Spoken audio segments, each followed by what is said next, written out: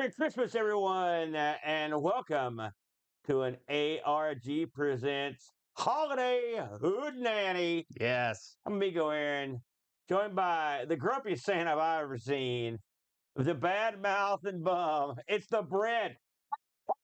Oh, you suck. God, sorry. We had a pre-show fight here. Oh, Now we're festive. was that a fight? Was that what that was? It was a festive fight. Now we're ready to be happy and merry. Now I'm in a great mood. It is, as we tape this, Christmas Eve, Yes. 2023. Another fine year in the books coming up in just a week. ARG Christmas games, Aaron. What do you think of that? I like it. We went for it this year because we often, it's funny how the shows line up sometimes where we don't get to do certain holidays or whatnot. And so this year, it's funny, pretty much every show lined up perfectly for a nice Christmas show. And we're going to seal the deal for your Merry Christmas this year with a couple ARG Christmas offerings. You know, the Brent, Christmas time is synonymous with bad games, frankly. There's a lot of bad games. I've played a few this month. Yes. And when I was on, I just did a stint over on This Week in Retro. They asked me a provocative question, which is, what are your favorite holiday games? Like, do you have any games that you go to when the holidays come around? No. I don't game like that, first of all. Yeah, I'm never like, man, it's Easter. Let's play some games about bunnies. I just don't do that. What are your favorite Easter games, Brent? Jazz Jackrabbit? Well, better answer than I thought you'd have. I'll give you that. In the history of Christmas-style gaming, though, Yeah. it's sort of and holiday gaming in general sort of has a stigma of being like a quick cash grab. or like something. I think what didn't do anyone any favor was your elf bowlings of the world. Yeah. And when you put a Christmas game out, you're really pigeonholing your game because you're really going to have a viable game for a couple months a year. Yeah. You don't usually drag out the Christmas games in March, for example, Exactly. or in late August to play.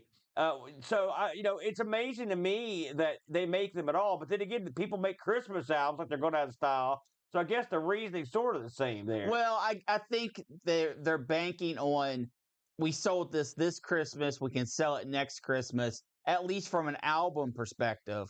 That's a lot harder to do with games because of technology. Yeah. When your technology advances, your 3 or 4 year old game, suddenly it don't look so hot, it doesn't play so hot. Yeah. It's not in the newest style and whatnot. So where it works with music, I don't think it works for games much at all. I'd say, it's one thing I've noticed is there are not a lot of AAA titles that come out at Christmas time, but you do get a lot of indie type games, that come certainly. out. Now, indie, I guess what you think is it just because the indie developers will take more of a chance or whatever? What is it because they don't have a big investment? Their games are easier to convert over? Well, I think it's all those things and more. I don't think publishers like to do Christmas games unless there's some kind of other tie-in. If you're tying into a movie or if you're tying into an album or a specific event, your indie guy doesn't have to worry about publishers. He's just going to say, you know what, I've got this concept. I don't have a theme for it, though. Well, it's coming up on Christmas time. I can get this ready and get it out the door.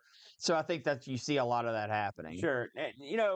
If you think about it, you mentioned something there, which was doing a Christmas movie tie-in. Yeah. That seems like you're really getting yourself into a hole because not only is it Christmas related, but the movie also could suck.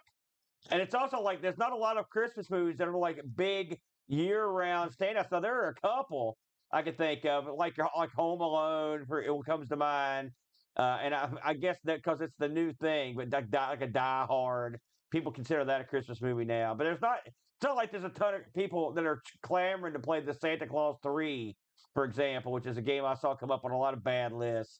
So really, that's a super risk putting out a game like that. Well, unless you go after popular properties, Rudolph, Frosty the Snowman. If you get in with classics, I think you've got a much better tie-in. Yeah. But yeah, it's a double risk.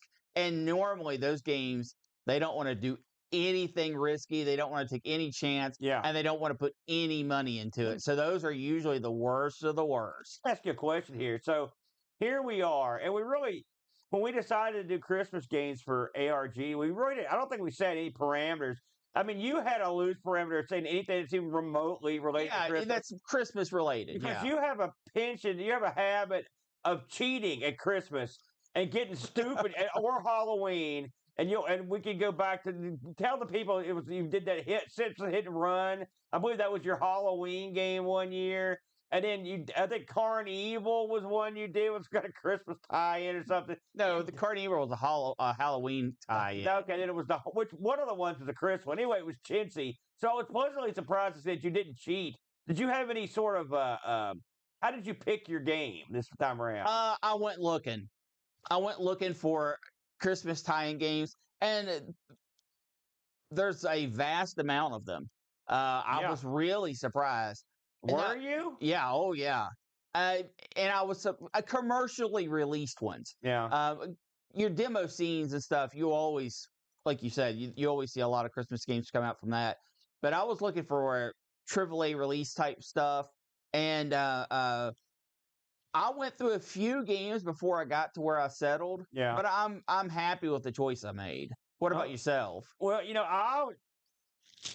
I've played a lot of Christmas games this year. I mean, tons. And I did a Christmas live stream.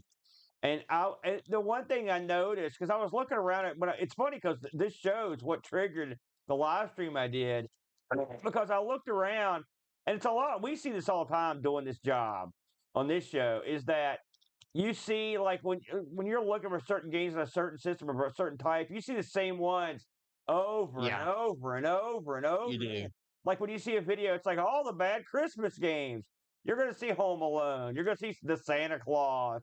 You're going to see this crap over and over and over. And I thought to myself, man, I want to try some different stuff. There's got to be some other Christmas stuff out there. And when I did my live stream, I limited myself exclusively to 8 and 16-bit computers just to try to get something different in the mix. And I sort of did the same thing when I picked the game this week. I was like, man, I want to play something that I've never heard of and that no one talks about, and like something off the beaten path. Sure. And I think I found something. So before we get into that, though, Brent. Yeah. We did have a bit of a tiff earlier, and I feel bad because the Christmas spirit. I'm full of the Christmas spirit, big time. Is that what that was? Full. I wasn't sure Christmas spirit was so full of lies and hate. Well, listen, see, there's a lot of bad blood between us, which makes me upset on a Christmas day. There is. In the interest of the spirit of the holiday season, Brent, I want to present you this, a Christmas gift from me. Oh, no. This bag could be worth thousands of dollars, in all honesty. I'm not lying. I mean, if you find a sucker, I guess. No, here you go. I know you haven't bought me any gifts all this month. That's okay, because I still love you, and I respect you, and I want you to have this Christmas gift to open right here on the show, Brent. Thank you very much. Yes. There's, of course, wait a minute. A card. It's the same card as... No, and so... It's... No. And Merry Christmas. And by the way, I want you to share that with the family. That's sort of for everyone, if you know what I mean. Like, I got one gift. One gift fits all. I think it'll be lovely. With all that said, I think it's just about time. Okay. No, this could be good, Aaron. Yeah, there's a scratch-off ticket. These things are big money. These things are big money. So with all that said... Wait. It's already scratched. No, it's fine. I left most of it unscratched. I mean, it's not even a winner. Well, I mean, this is the most representative you I've ever seen. What? Used and not valuable. Now, see, that's horrible. That's it. Give me that back. You get no gift. You get coal. Start the show. We've already started the show, Aaron. Get it going. So you want to go first? Yes, I'll go first. It's something we need to cleanse the hatefulness of you here. And so, when I went game hunting, you know what I think about when I go game hunting? What's that? It's called online services. That's where I like to go hunting for games. And so, I was nosing around, Brent. Yeah. and I read about a game that had been released on Xbox a long time ago. And this is Xbox 360, Xbox Live, and it was a game that has a title near and dear to my heart. I want to explain the title to this. There's a guy, certain guy. I love literal titles, and I like stuff that tells you what's going to happen on the tin, right? You know what I'm saying? Right. I'll give you an example. There's a guy in wrestling called Jack. Okay, Jack's sort of a low end wrestler. He's not very big. He's not very charismatic. Man, if his name says what he's going to do, I don't want to be a part of that crowd. He didn't win that much, right? But like in his matches, he's always doing like the escape moves. I mean, that's cartwheels for everything. Escape headlock or cartwheel. He'll do a pin by cartwheel on top of you. Cartwheel on top of the top rope. So what's this guy's name? It's Jack Cartwheel. That's his name. That's a great wrestling name. He's Jack Cartwheel because when he shows up at your ring, you know what's going to happen. It's going to be cartwheels. Cartwheels aplenty. And so with that in mind, you can understand why I picked the title that I picked this week. It's Johnny Platform Saves Christmas. It's exactly what you think it is. It's a game starring Johnny Platform. That's what this is. So Johnny Platform was released on the Xbox Live 360 Xbox Live in December 8th, 2009, just in time for the holidays, by the way. I was looking. I don't think we've ever talked about any games that were released on Xbox Live exclusively, Xbox 360 Live. No, I don't think so. This may be the first. And now the reason I picked this and was able to play it, this got and by the way, this was a paid game. All right. So you paid, and I looked up how much it cost at the time. In 2009, if you wanted to pick up Johnny Platform Saves Christmas, it was £2 and 5p. Oh, that's pretty good. It's in that classic. Yeah, it's in Xbox screws you money. Yeah, the Xbox points or fun bucks, crusty fun bucks. That's right. And so a couple years later, they decided, heck, I guess this is an easy conversion. So they decided to release a Windows version. And so when I saw that, I'm like, hey, and it's freebie. I was like, hey, I've got to try to find this. And this was no easy task. This thing was nowhere, but I found it out there, and it's free. It's still free. You can get it. And so this was published and developed by an outfit called Ishisoft. I never heard of these guys. Nope. Oh, wait, yeah. Itch.io? No, that's the whole. This is Ishi, I-S-H-I soft. Oh, okay. Different thing. Yeah, you're thinking itch.io, totally wrong, and you're dumb. So Ishisoft first of all, they did the original. This is a sequel to a game called Johnny Platform's Biscuit Romp. All right, which I'll talk about a little bit later. They did several other games. Upbot Goes Up. That's a good game. Another literal title. Another one I like, Clockwiser. I don't know what that means. And they also did a game called Pushover. This game is listed as a game by Craig Forrester. I looked at what Craig Forrester did, and he mostly, in fact, almost entirely did iPad and phone games, none of which I've heard of. I saw one called Sugar Rush. I think I may have heard of that one. I don't know for sure. The music in this was Bob Emery. He did Upbot Goes Up, Clockwise and Pushover. You see a trend here, but get this. There's a voice in the game. Johnny Pushover has a voice. And the same guy that voiced him in the first one voiced him in this one. And the guy who voiced him, his name is Tom Chambers. What did Tom Chambers do? He's the most heralded guy in this whole outfit. He designed Division 1 and 2. You've heard of those? And Watch Dogs. Yeah. And he also designed he was listed as the designer for a bunch of the Just Dance games. So like this. Oh, and the Tom Clancy Division game. Yeah. So these are big games, but all this guy does is the voice of Johnny Platform, which is horrible. Wait, I was going to say, he doesn't do it well. It's horrible. But I mean, that's part of Johnny Platform's appeal. Oh, is that what it is? That's what it is. And the original character design for Johnny Platform was a fellow named James O'Hare. This guy was an artist who did art for GTA 5 and GTA, the Chinatown game, and also L.A. Noire, which has got great art. Yep. So there you go. And of course, the character looks dreadful. So it looks okay. So what is Johnny Platform Saves Christmas? Well, Johnny Platform is a guy named Johnny. And Johnny Platform jumps around on platforms. This is a puzzle platformer game, pure. This is pure, uncut puzzle platforming right here, brother. You play this game they recommended using an Xbox 360 joystick to play with the PC. And I did. Which I did too, and that it was the way to go. So I mentioned earlier that this game had this was a sequel to a game called Johnny Platform's Biscuit Romp. So just looking into the not so distant past of 2008, 2007, Xbox Live was like this. A whole like the ball field was open. Yeah, there was a long time where you just indie games and stuff didn't get on Xbox Live, and I remember when it happened, it was a pretty big deal, And so anyway, Johnny Platform Biscuit Romp was a successful hit. This is a real popular game on there, and it came out of nowhere. I looked into the origins of this game, and from what I read, and you could take this with a grain of salt, but the original Johnny Platform game was originally designed for the Nintendo DS as a homebrew game that got ported. So I don't think it ever came out in the DS. So there you go.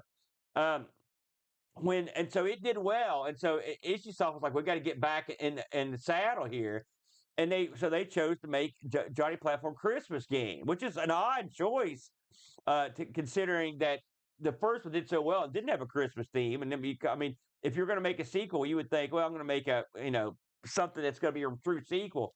Now, the funny thing about Johnny Platform is the original game this shows you how old this is. The original game was in 4:3. So one of the selling points I kept reading was that this was in widescreen. I thought that was kind of amusing. Also, this game literally had twice as much content as the first one. And they also tweaked all the stuff that people didn't like about the first one. So, this wasn't like they just strapped a Christmas thing on it. I mean, this was like a full do-over. They redid that. They slapped the Christmas theme on. No, I mean I don't know what the ultimate thinking was behind the Christmas theming of this, but this is a game it's not a Christmas throwaway game. Like they put on their full honey was involved in this game. Oh yeah. The effort was certainly there. Right. The effort to make it Christmas, that's a little objectable. I looked at the flavor text of this, and so it says, "Oh no, the evil robots are back again. And they're going to ruin Christmas for everyone. Only Johnny Platform can save the day. Kill all the robots in each level to open the exit door," which is a pretty basic way of explaining this game. But I will try to explain the game now. So this game is split it's basically singles. It's a single screen game. Every level is its own screen. And you play Johnny as you go through the level. Like I said, you try to destroy all the robots to leave this level. Sometimes there aren't any robots. You just do some other stuff. Yeah. So it's not always killing robots. And there are various obstacles in the way to keep Johnny from doing it. And so what does that mean? Well, you have to learn certain abilities to be able to get past these areas. And so this is a real good mix of prowess with your agility on the joystick and your brain, because these are actually, I thought these are pretty tricky, some of these platforms. Johnny has multiple abilities aside from running and jumping. He also has, and this is added for this game, he has the ability to roll, like a cool guy roll, like an action movie. And he can roll on the top of bad guys and roll off them, which is an important element. And so adding rolling to Johnny Platform Saves Christmas is, they said that opened up a whole different level of gameplay ideas that weren't in the first one. Level design stuff. Right. Yeah. So amongst the things you do in this, aside from just going around and knocking out bad guys, you have to avoid various elements on the boards, stuff like spikes. Some of the robots have guns. Later on in the level, they're like roasting chestnuts that come on the screen. Bombs, and bombs. And there are also push puzzles in this, and they really do mix it up quite nicely. I would say it has a fairly festive theme. Johnny does have on he's got on like a Santa hat. It's snowing. The music's sort of festive. I mean, the music's good. It's not, but I wouldn't say it's like mega festive, but it's okay. It's pretty good. And you drink like cocoa or coffee when you go. I don't know if they ever tell you exactly. It's coffee. How do you know? He says it. Does he? Yeah. It's when it talks about how you earn extra men, it says collect the coffee. Yeah. Well, there are basically floating cups around you can get. It's like, and sometimes they're in places you don't know how to get to. Anyway, once you finish the level, a door will open up, a portal, and then you have to go and get in the door. Sometimes that could be a problem. A lot of the levels wrap like in like a tunnel in Pac-Man, so you go to one side of the screen, come out the other. Some levels wrap horizontally. Some levels are vertically. Some levels are actually not full. They're like thinner levels on the screen. They're like almost like a instead of being portrait, they make them and so instead of landscape, they make them portrait. You've really got to give them credit for trying to mix it up. There's 100 levels in the game, and your progress gets saved every 5 levels. So including your man count. So if you get to level 6, if you die, you can start back over at level 5. That's the gimmick on this. And really dying, with the exception of, dying on a level sucks, because you got to redo that level. But if you die completely, it's not a total loss. It just takes you back maybe at most 4 levels, which can be horrible, but still, it's better than nothing. If you drink the coffee, you get every 16 cups, you get an extra man, which is nice. Well, every 16 cups, you get an extra man if you exit the level. If you exit the level. It only counts it only takes into account how many coffees you've collected at the end of each level.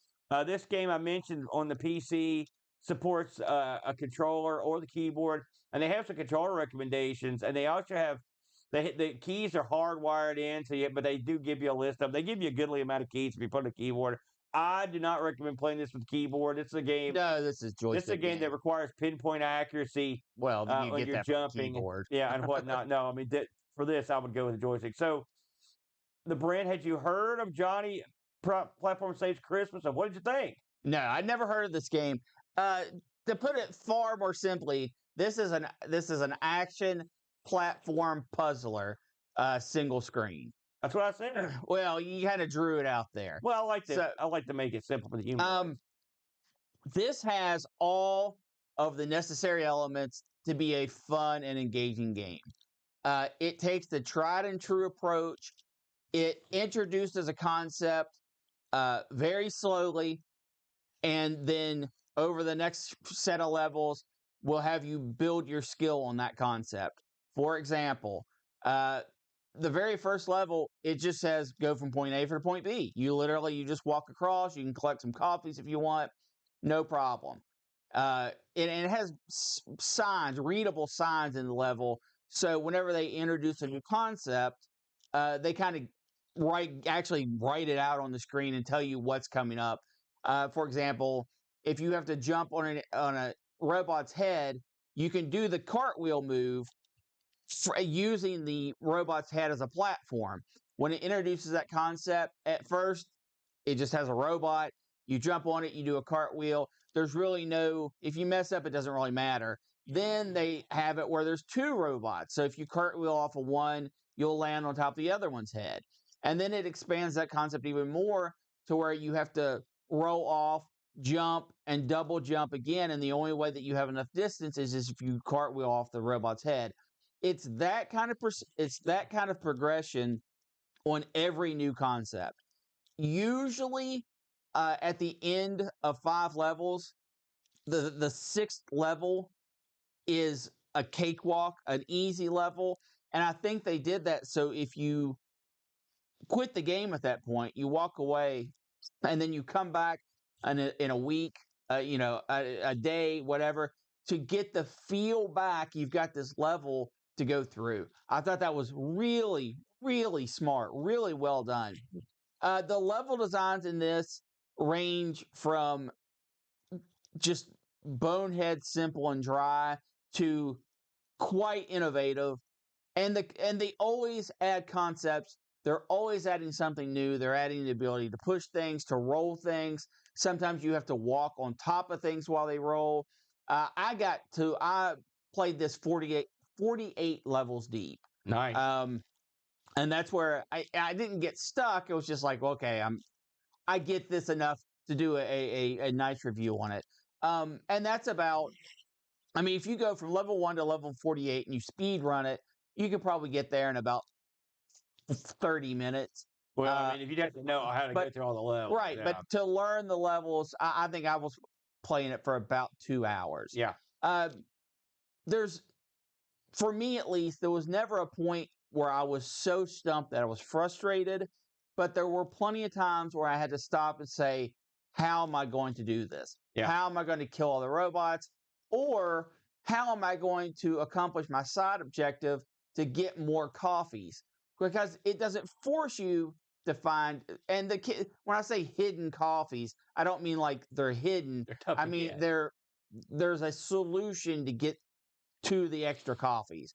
I had 10 men on my save, so when I start back up, I'll be at level 45 with 10 men. So it's pretty generous in that regard because I definitely didn't complete every level on one try.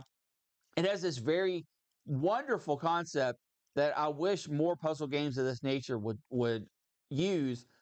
If you start a level and you know you start it and you cannot complete it, you've soft locked yourself. It doesn't punish you by taking a life. It lets you just restart the level with the same amount of men that you had intact, and you can try it again. Yeah, and it's all you have to do is hold one button down for about 10 seconds and it Not starts 10 the level. seconds. It's like 2 seconds. It's long enough to where you're not accidentally going to do it. You're not going to tap it. Yeah. So I really like that.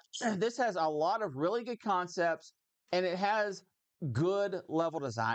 Nothing blew me away. Nothing I was like, man, that's the most ingenious thing I've ever seen.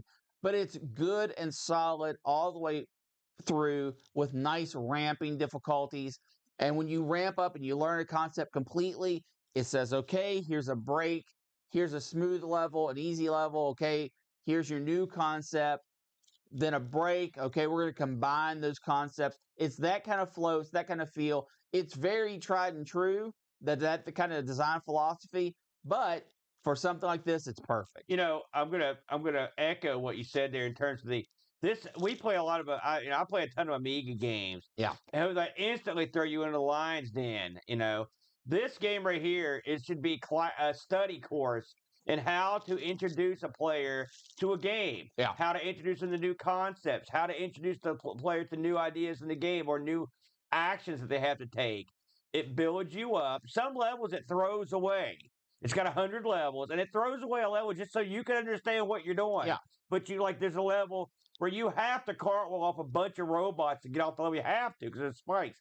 It's not that hard once you figure out what you're doing. Yeah. And that's the point. And so that's a throwaway level. They don't have to put a bunch of design effort into that because they know what they're doing. They're teaching you. There's a learning experience. This game does that. You're right. This is a tried and true platform game. That's why it's Johnny Platform. That's a perfect name for a game like this. It's a platform game. Is the title character beloved? No. Are the robots incredibly cute? No. Stuff that you're going to remember because of their incredible design? No. Are the graphics in this like going to knock your socks off? No. It's like none of those things. But you can sort of say the same thing with like classic games like Jumpman or Minor 2049, or where it's like no one remembers the bad guys in Jumpman. All they remember is it's a great fun game. That's why this game doesn't play like Jumpman. But the point is, sometimes a game is more than the sum of its parts. This game isn't graphically. I mean, it's totally clean. Yeah, but it's not like something's going to make you lose your mind. And the Christmas time part of this is low. Tacked on it at best. Well, I mean, again, it's interesting to think that I don't know if they plan on releasing this without a Christmas theme at some point down the line. Maybe they did. I didn't read that anywhere.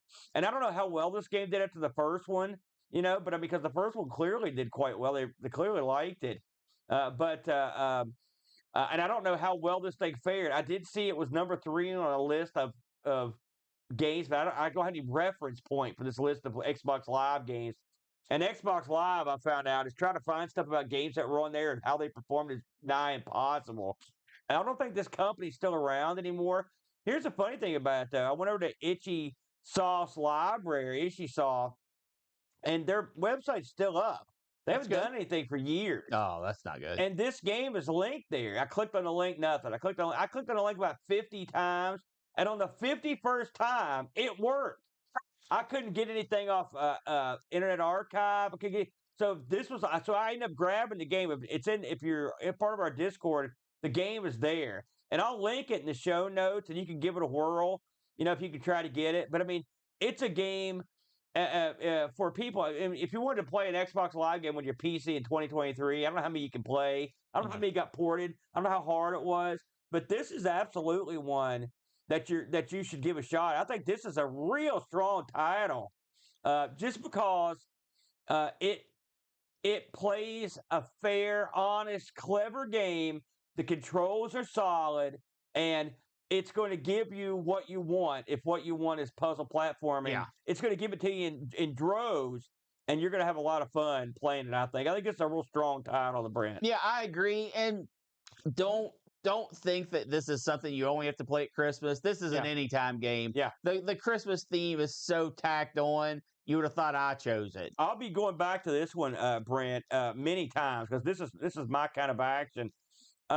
We did get a review on this. By the way, I'll try to look up reviews. I didn't see magazine reviews on this anywhere, but I did see a lot of individuals reviewing the game when it was available, mm-hmm. and it was people loved it. Everyone that reviewed it, every single review I read, loved the game. Yeah, I'm not surprised. And every one of them loved the original game too. So, and they all said this was an improvement. This was like above and beyond. So, I mean, it got a lot of good word of mouth.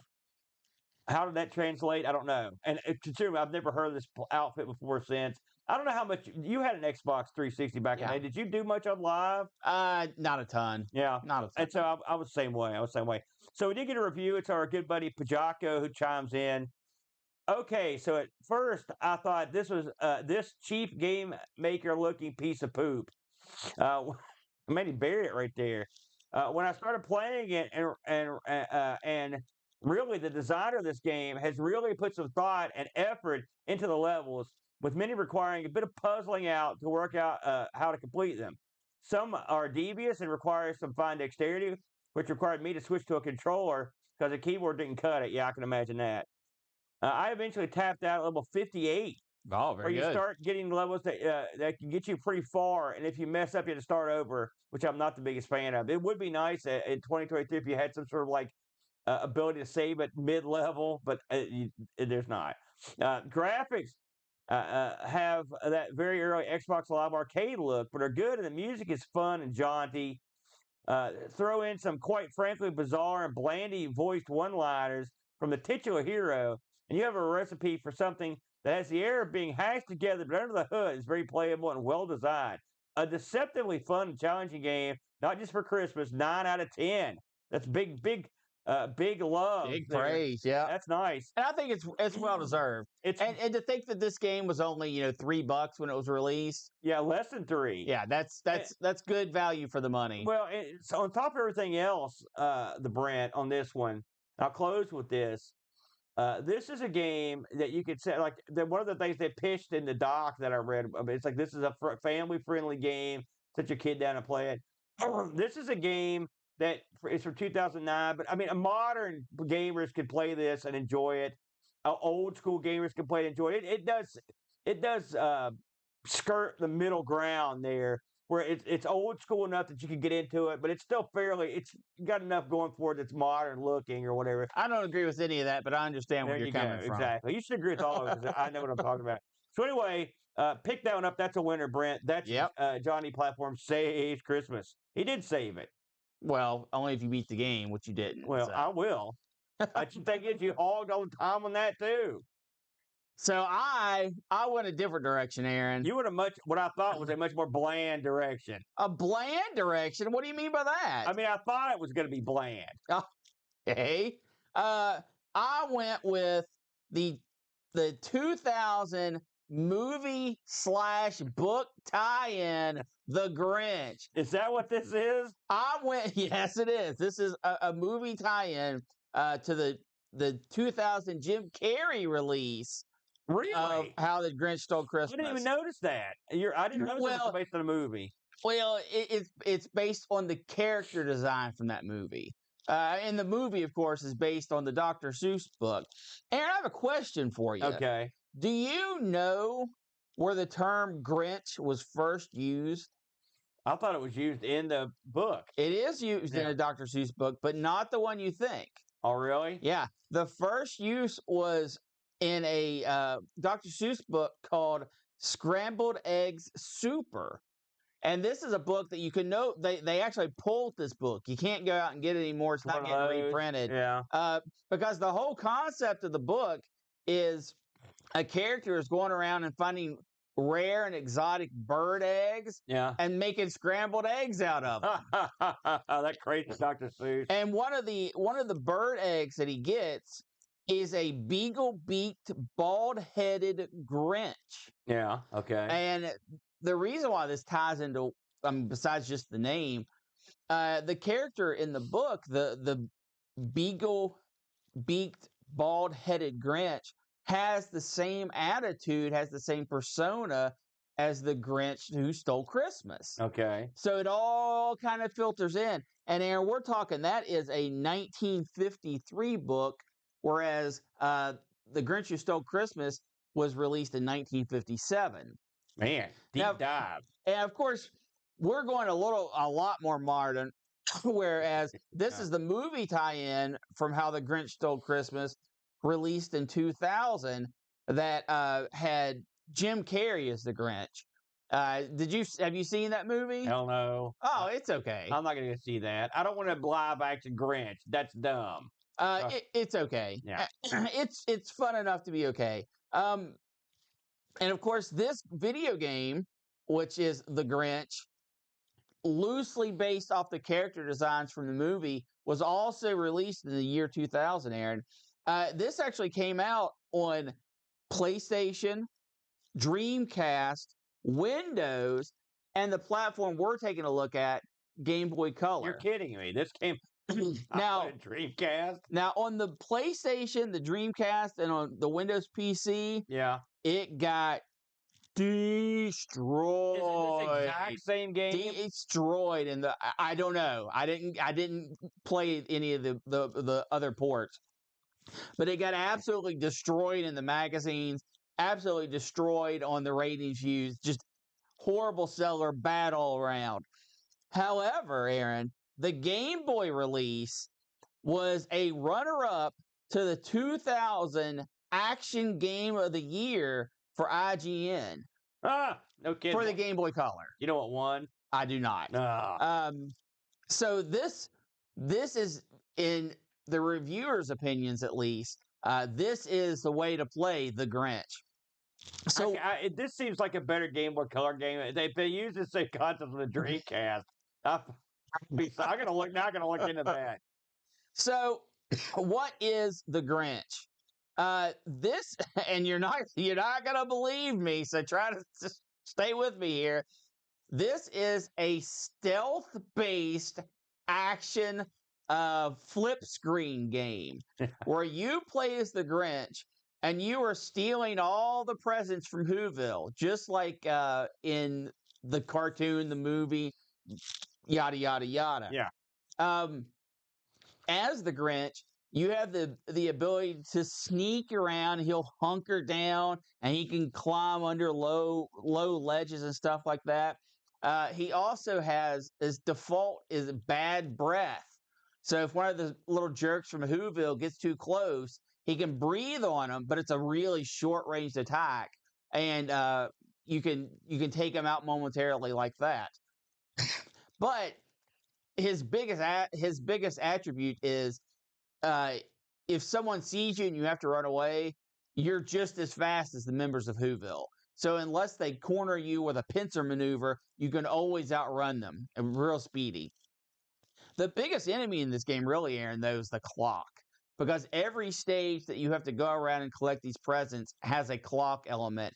And you can gather more time throughout the levels, but just as the default timer, it's not brutally tight, but it's tight enough.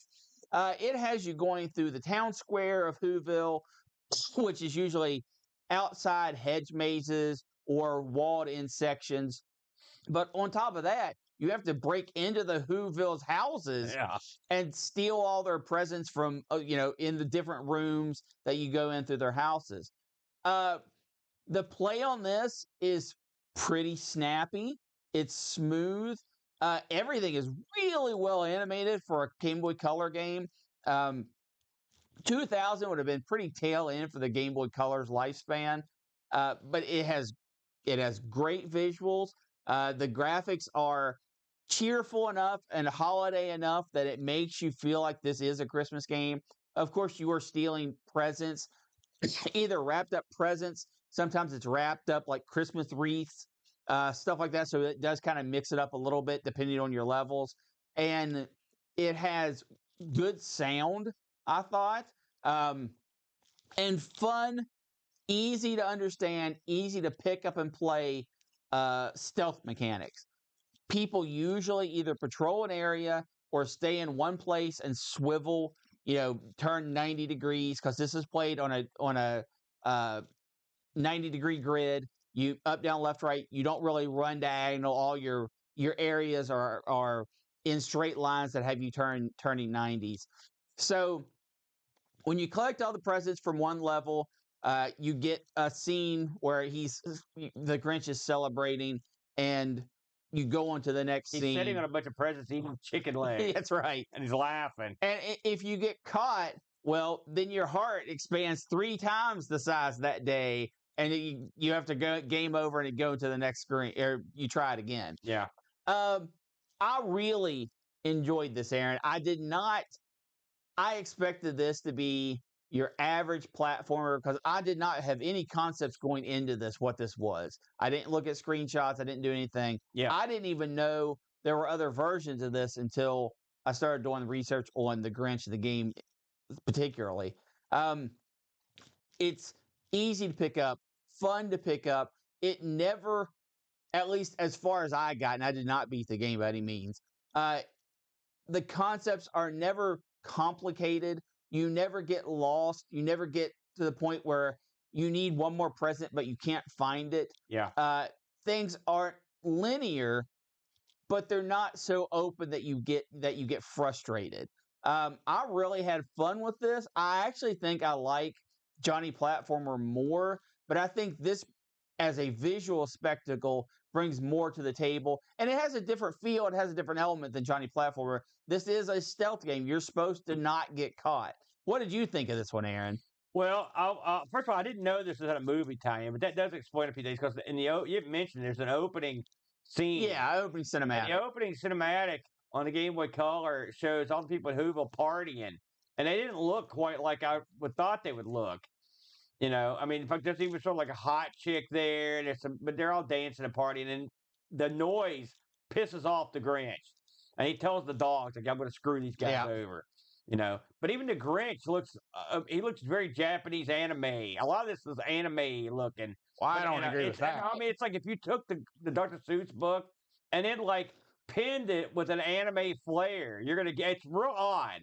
The art's real odd, but this is just the opening scene, or the scene where he's eating the food. The actual gameplay on this, I never played that many Game Boy Color games. I don't have any colors. How many colors did you get? 16, something like that. This game lends itself quite nicely to like that sort of low end palette, because it's snowy. The Grinch walks. Listen, if you ever watch the cartoon, there's a lot of it where the Grinch is sneaking around. Like a little sneak. And so I never would have assumed that this would be. I assumed this was going to be a platformer too when I loaded it up. And so when I started playing it, I'm like, man, this is not what I expected to do. This like stealth, Metal Gear stealth action, yeah. But it actually works great. And one of the things I like about it is it's a combination of stealthiness and madcap idiocy. Yeah. Because once you get spotted, the Grinch sprints around, and the people behind him, they're waving their arms, and they're running around like idiots. And you're lapping them around tables and stuff. And one thing you can do that's great is if you're getting chased by 2 people, you can pull them over there and run into each other, which is fun. Sometimes they just run out of gas, and they just get too tired. And the Grinch never does, because he's evil. He's fueled by evil. And so he rolls around, and so that's funny to me, the way that the juxtaposition between the stealthiness and the madcapery. The fact that you can bend over and pick and make snowballs is quite that I use that quite a bit. And what you're going to want to do is when you're in the snow is make a ton of snowballs so you can, in case you need them, right? I just use the breath attack because you don't. The breath attack, you have to be right on top of you. You don't really need the snowballs that I've ever found. Oh, They're good to have, but I didn't take that approach. I went pure stealth. I used them all the time. If I'm honest, I don't know how far you got into this thing. I didn't get mega far into. I got to the point where you get to be the dog, and I saw because Jocko had mentioned that too. I'm like, oh, okay, at least I got that far. Yeah, the max. Yeah. This game, listen. I told you before the show, and I'm going to say it again. I think we in terms of all the Christmas shows I've ever done, these are the two best Christmas games I've ever played. They're really good. There's nothing even in the same ballpark. Yeah. And I can see why this won awards. And I got to give the judges, or came in second at least, because if this is a kind of game, like I had no idea it was based on the film. I should have looked at the credits. But I mean, but I don't want a game based on the film. The Grinch doesn't need to be. The Grinch is the Grinch, and so the film has no bearing on this. If you're a fan of the cartoon, the film is based on the cartoon, which is based on the book, so it's got nothing to do with this. My point is, doesn't have the stink of an old movie on it. No. Well, except the Grinch is stylized. The animation, this is great. I mean, one thing this has over Johnny Platform is like the Grinch and all the Whoville Goose. They're good. Yeah. Like this plays a lot like an remember that game we used to play? We played in the arcade. We covered on the show where you're in the classroom. It's a Japanese game, and you end up getting chased all over the classroom. Was it Mikey or something like that? In some ways, the madcap running of that reminds me of this. That's fun. And the fact that now I will say they unlike Johnny Platform, this game doesn't hold your hand as much. It doesn't start you in the super deep end, but it doesn't take too long before you're doing some real tough stuff. Yeah. That clock can be tough to deal with because you try to be careful. And you can sort of adjust your play style accordingly, but you can't just run in like a maniac. Stealth is not necessarily my bag, but I was good enough at it to where I could do okay. I was pleasantly surprised when you could start going into houses. Yeah. That was great because I finished this one level, but it didn't end. And the only thing left was this one house. I'm like, can I go in that? And I could. You can run into houses to get away from people. You can run out the door. Like if you leave the house, everything cleared. Yeah. And also the concept that as a plot that you're the Grinch and you're going through Whoville and stealing all the presents, that works. That's a great. See, that makes sense. That totally makes sense. The Grinch is a cool character, even on the Game Boy Color. Like the Grinch, if you stop moving him, he'll sit there. He'll scratch his head. He'll scratch his butt. Like I said, the Whovillians, apparently, if they come across each other, they'll talk.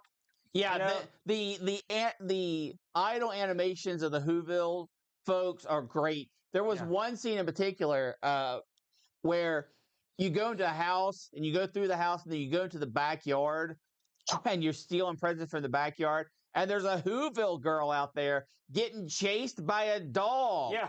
It's like, oh, crap. And she's running around like crazy. The dog's chasing after her. And you just sit there and watch it for a few moments before you continue on your game. It's just funny little bits like that they didn't have to throw in, but they did. And it adds life. It adds like you're in Whoville and you're seeing these interactions that it draws you in more. Yeah, and on top of everything else, you consider the screen size of the Game Boy Color. I think it's exactly like the Game Boy, just it's with color. Yeah, pretty much. So it's not like you've got like a big red. They squeeze a lot of different elements and screens in this thing. Sure. And like I said, doing the flip screen stuff with exploring, it works. It works.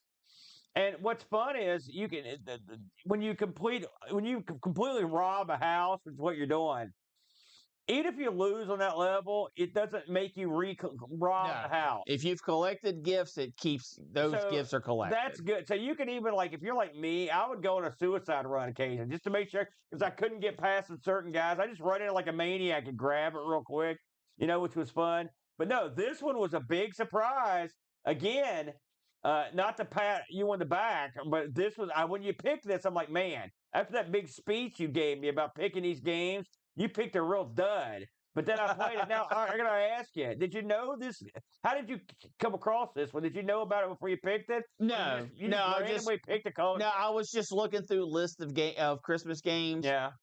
And Grinch, we've done Santa games. We've done Johnny Platform games. We've done different things. I was like, well, I want to find something with like The Nightmare Before Christmas or The Grinch or Krampus, kind of the flip side, the anti-hero side of Christmas. And I was like, Grinch, okay, let's see what this is. And lo and behold, it was really good. And by the way, this is another one you can play this year round because it's got a Christmas theme. I mean, it's I don't know how many stealth-based Game Boy Color games there were. And by the way, I haven't, like I said, I haven't played the Game Boy Color that much. I was telling Brett I didn't have any ROMs for it on my Mister. I had to get some, but so far they're 1 for 1. This is quite good. Yeah. So I was real happy with this one, the Brent. We did get a review on this one, the Brent, if you're interested. Absolutely. In hearing that one. Again, our good buddy Pajako chimed in, and he writes, I thought this was going to be a garbage movie license game, but once I got playing, I found a game that was akin to the original Metal Gear Solid on the MSX. It also was tricky, requiring some puzzling out to work your way around. I didn't get far in the game, reaching the end of the second world where you play as Max. And that's pretty good. It's further than I got, which was a nice change of gameplay. That's right, because Max can do different stuff. He can crawl under stuff. Having looked at the video, it seems like I have a lot of variety. If I hadn't spent so much time playing Johnny Platform Saves Xmas, I would have played a lot more of the Grinch this week. One of the things I liked as the Grinch, you could take out the Who's in a number of ways, from snowballs belching in their faces, getting them to run into each other, and then watch them start arguing. Yep. I tried playing this on an actual Game Boy Color and gave up in 5 minutes. And because, sorry, Retro fans, the original screens on the Game Boy Color are not great. Yeah, they're garbage. For anything other than playing during an atomic explosion, the not backlit's brutal. Yeah. The graphics and sound are very good for Game Boy, and the whole package being well presented and fun to play. A map could have been useful in some levels I played, unless I missed it, because it wasn't always clear where the exits for a level were. I didn't have that much trouble in that part of it. He continues, but overall, a solid game, worth playing any time of year, a 9 out of 10. Wow. So, man, two big winners. Have we ever had a show where, of course, just Pajako chiming in, but I don't think we ever had a show where there was a consensus that everyone loved the game. And here's what's going to really kill you, Aaron. Yeah. These were both, in a sense, puzzle games, and you like both of them. Well, I mean, yeah, you're sort of right, man. If I owned a Game Boy Color, I mean, are those games expensive to get these days? Could I go out and buy this? Surely a licensed title like this. Well, no. I said it was based on the movie. I never said it was licensed to the movie. It said in the credits of Universal Studios. I guess they might have paid Universal and not the Dr. Seuss folks. I would assume that they paid them. But I mean, I don't know. I've never priced the Game Boy Color. I mentioned it before, but Johnny Platform Saves Xmas is totally free on the PC. If you've got an Xbox, unless you've got nefarious means, you probably won't be getting that one. I will say, Aaron, looking this up real quickly. Yeah. On the eBay there. Let's see what we got, because I'm kind of interested myself. Looks like loose cart you can get for about 15 bucks, 20 bucks. Okay. So a little bit, but not a ton. If you're looking full box, the whole kit and caboodle, 60 plus. Okay. Is that normal, you'd say? I would say that's high end for a Game Boy Color game. Okay. Because again, I don't have any reference points on that. Did you ever own a Game Boy Color, by the way? No. Did you ever have the inclination to get one, or just go right to GBA? Oh, no. I went from original Game Boy to Game Boy Advance. Can you play color games on anything else? The Advance plays them, doesn't it? I don't know. I never had honestly, I can't remember. Something to ponder. If you know, drop us a note in the show notes there. Anyway, Brent, two big winners this week. Yeah. I recommend both. Now, I want to take this time here at the end of the show to just make a couple announcements and a couple declarations. As the year draws to an end, we want to mention that next week it's going to be a very special week. Yes, here on the show at 10. It'll be around. We got to start a little bit later because of boat. I think we're going to be starting around 11:30 a.m. But this will be the culmination of the entire year of gaming next week with our year-end awards and review. It'll be myself. It'll be the Brent. It'll be John Buttercar Schaller. We'll be sitting right here in between us. And we're going to be looking over all the games for all the shows we did this year. We're going to have end of the year awards for best and worst games for the Atari ST show, for the Coco show, for our Sinclair, the X Spectrum, and the Amigos, and for ARG Presents. We're going to pick best and worst of all the stuff we played this year. And, buddy, we played a ton of stuff, didn't we? Yep. We played a lot of stuff this year. And so we're also looking for you, the listeners and viewers, to chime in. So if you're in the Discord, please go over to the Game of the Year discussion area, make some posts, give us your best games, your worst games. If you feel so inclined, talk about your favorite, least favorite episodes of the shows, and we're going to discuss all those next week as well. If you're not part of the Discord, we're not going to leave you out. If you want to drop us an email at argpresents@mail.com and talk about games you liked and didn't like this year, or if you want to leave something underneath the video here, you can do it that way, and we'll try to cobble those together as well and mention you on the show next week. It should be a lot of fun, Brent. We were just talking. Me and you and Bo don't really get together that often to do a show anymore. We never really did it that much. It's been pretty rare. So it should be a lot of fun. And it's going to be interesting because we don't have Shirley Modowney this year to be slam dunk as worst game. We're going to sit down and think. And we played so many games this year on ARG and on the other shows. And when we added you to these other shows, so we got a lot of thinking to go on. Yeah. And I was so happy that Bo's going to come around because, like I said, on a lot of the shows, he did the lion's share of the shows this year. So it'll be nice to get him to chime in. And, of course, we're also going to put Amigo in there for the Amiga. It should be a lot of fun. You looking forward to this one? I am. And we're going to, for a special treat, we're going to spin the ARG wheel next week, and we're going to let John spin that thing. Yeah. And I should mention that starting in the new year, we'll be going back to our normal cycle of shows. So the very first show of next year will be ARG Presents. No. Yeah, the very first show of next year will be ARG Presents, I think. No. You don't think so? I've got to look at the schedule. We'll keep you updated on the schedule. We'll release the schedule in the Discord, so just go by that. Yeah. Are you sure? I thought the ARG was the very first show. Spectrum, I'm almost positive. I think Brent's an idiot, everybody, but I thought that. And hopefully Santa will bring you some sense this year. Do you have any lovely Christmas Yuletide greetings you'd like to say to the folks out there in radio and TV land? Nope. I do. Merry Christmas, everybody, and have a happy New Year. Please join us next week, New Year's Eve, for that big wrap-up show. But get together with your family, your friends, if you celebrate Christmas or Hanukkah or whatever you celebrate. If you don't celebrate all, just have a good week. We're good to go on all of it. Take it easy. Thanks for being with us, everybody. Bye, everybody.